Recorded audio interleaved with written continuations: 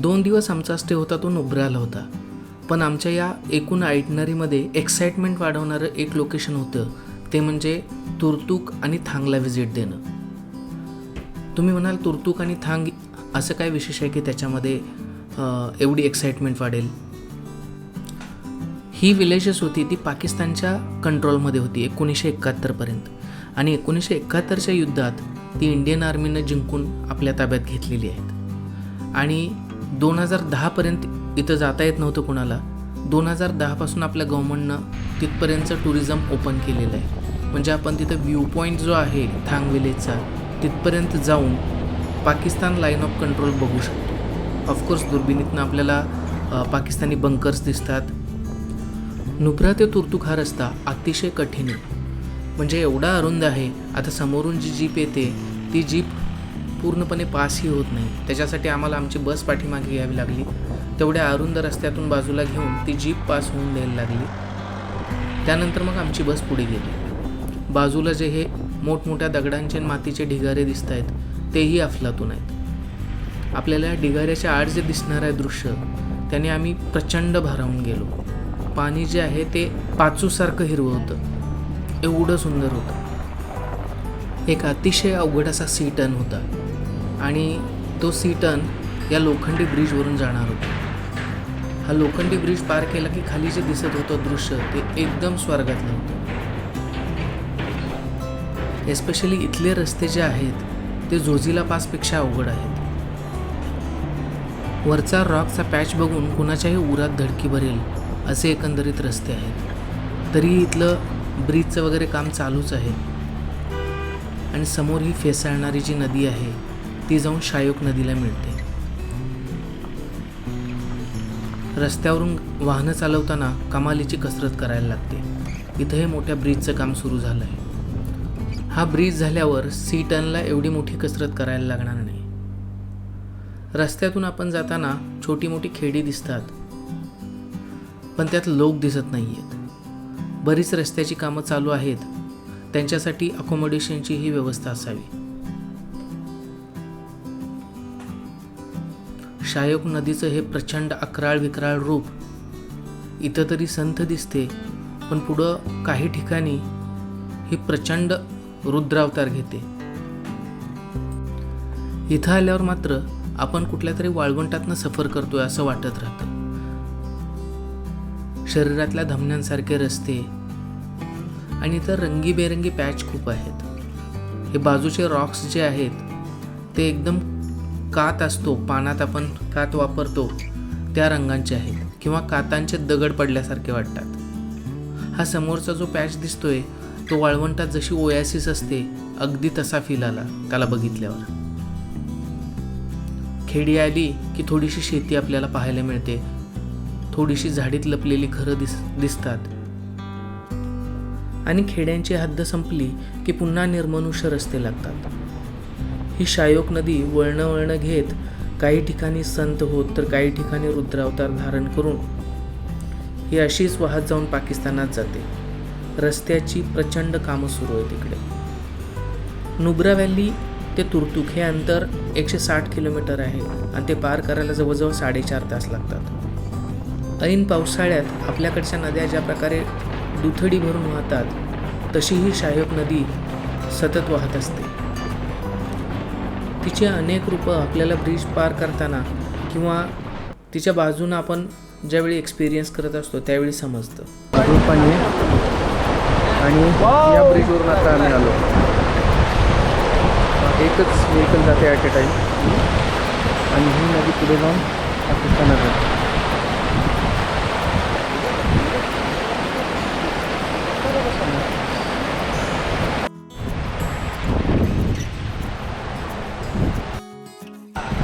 Super.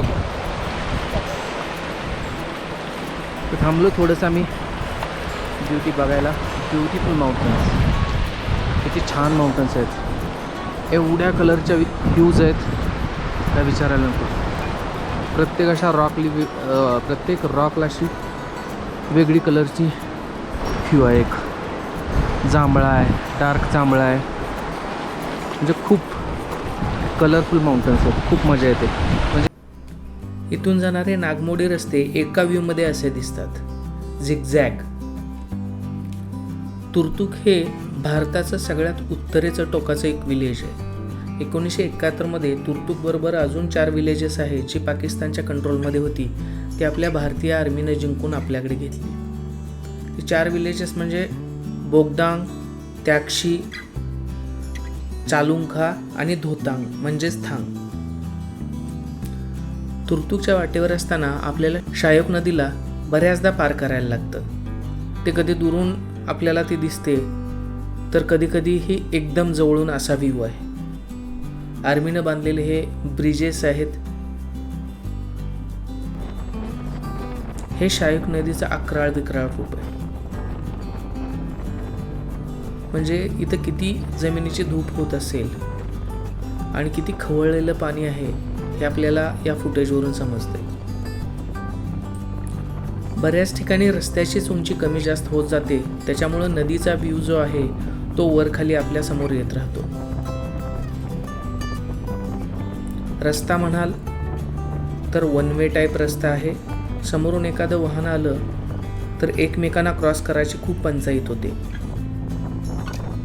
त्यामुळं अशा ठिकाणी प्रवास करताना लोकल ड्रायव्हर असणं कधीही आपल्या सोयीचं ठरतं.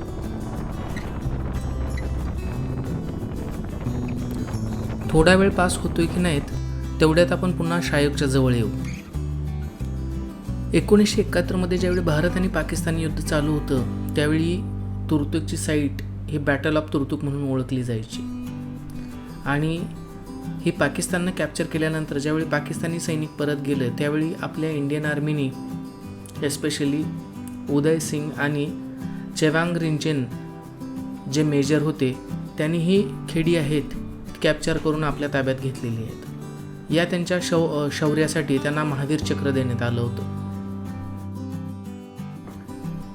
खवळलेल्या शायोक नदीचं रूप आपल्याला हे इथं बघायला मिळेल. केवढ्या प्रचंड लाटा आहेत ह्या. आपल्या नद्यांना तर महापुरात देखील एवढ्या मोठ्या प्रचंड लाटा नसतात. आणि आम्ही तर इथल्या उन्हाळ्यात गेलो होतो. म्हणजे हिवाळ्यात काय अवस्था असेल. हिवाळ्यात तर हे सगळं बर्फाखालीच असेल, पण मॅक्झिमम ज्यावेळी बर्फ वितळून जात असेल त्यावेळी इथं नक्की महापुराचा धोका असेलच. अधूनमधून जाताना आपल्याला आर्मीचे बेस कॅम्प्स देखील लागतात. कधी कधी नदीने वाहून आणलेला गाळ साचून असा त्रिभुज प्रदेश झालेला आहे आणि त्या ठिकाणी थोडीशी हिरवळ आपल्याला बघायला मिळते. एकंदरीत तुर्तुक म्हणजे गिलगिट बाल्टिस्तानचा पूर्णतः पाकिस्तानने कंट्रोल केलेला प्रदेश होता. इकडे बाल्टी कल्चर हे वेगळंच कल्चर आपल्याला बघायला मिळतं. हे लोक लँग्वेजेस जे आहेत ते हिंदी आणि बाल्टी लँग्वेजेस एस्पेशली बोलतात. हे लोक भारत आणि पाकिस्तान या दोन्ही देशाच्या कंट्रोलखाली राहिलेले आहेत.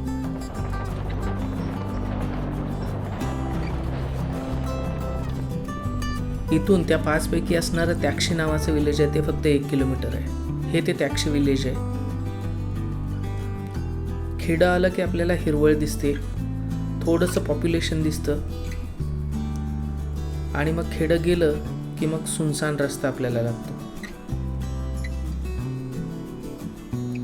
हे देखील पाकिस्तानच्या कंट्रोलमध्ये असणारं विलेज होतं जे 1971 आपल्याकडे आलं.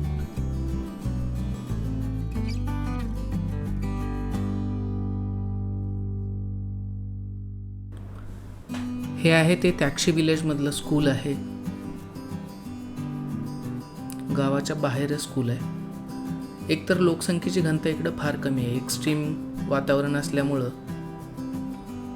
लोकसंख्येची घनता ही भारतातली सगळ्यात कमी लोकसंख्या या ठिकाणी आहे.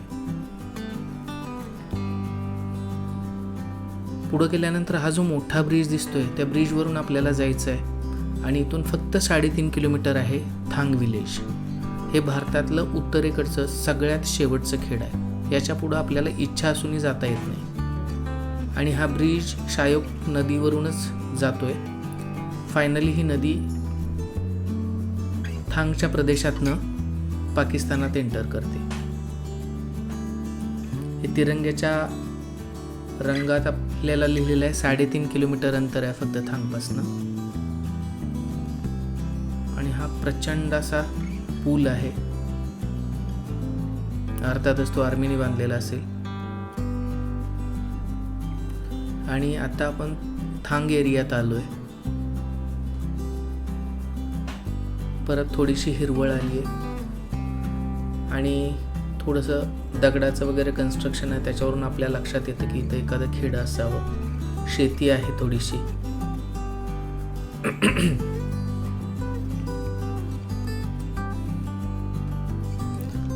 तुर्तुकमधली ॲप्रिकोट्स आहेत ती खूप फेमस आहेत. 2010ला लडाखला जो महापूर आला होता त्याच्यात अफेक्ट झालेलं तुर्तुक हे खेडं होतं. आणि 2011मध्ये जी आपली जनगणना होते त्याच्यामध्ये अराऊंड 384 इकडं घरं होती आणि लोकसंख्या पूर्ण तुर्तुकची फक्त 3371 होती. पुन्हा एकदा तसाच अडचणीचा रस्ता सुरू झाला. रस्त्यावर पाणी येत होतं आणि समोरून बाईक घेऊन एक माणूस येत होता. पण असं काही दृश्य दिसलं तर जो ड्रायव्हर असतो त्याला समजून जातं आपल्याला इथं थांबायचं आहे, समोरच्या माणसाला पास होऊन द्यायचं आहे आणि त्याच्यानंतर मग आपल्याला रस्ता कापायचा आहे. एकदम उघडे झालेले दगड, त्याच्यातून वाहणारं पाणी आणि हा एकूणच खडतर असा रोड आहे.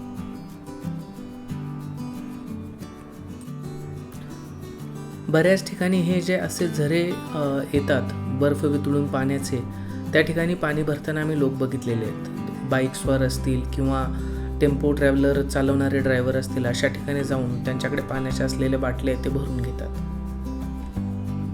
आणि पुन्हा हे टिपिकल लडाखचं दर्शन देणारं दृश्य आहे. खूप मोठे पर्वत, रंगीबेरंगी पर्वत आणि हे आहे ते थांग विलेज आहे. आणि आपण पोचलोय थांग विलेजच्या व्ह्यू पॉईंटवर, जिथून आपल्याला पाकिस्तानचे बंकर्स दिसत आहेत आणि एका ठिकाणी बोर्ड लिहून ठेवला होता की तुम्ही त्यांच्या फायरिंग रेंजमध्ये आहात. समोरचा जो एरिया दिसतो तो पाकिस्तानमधला एरिया आहे सगळा. आणि आत्ता आपण आहे ते भारतातलं शेवटचं विलेज, लास्ट विलेज आहे. आणि थांग विलेज. आणि आत्ता आपण त्यांच्या सर्व्हिलन्समध्ये येतोय, त्यांना दिसतोय आपण. वेलकम टू इंडो पाक border view point, last village of India.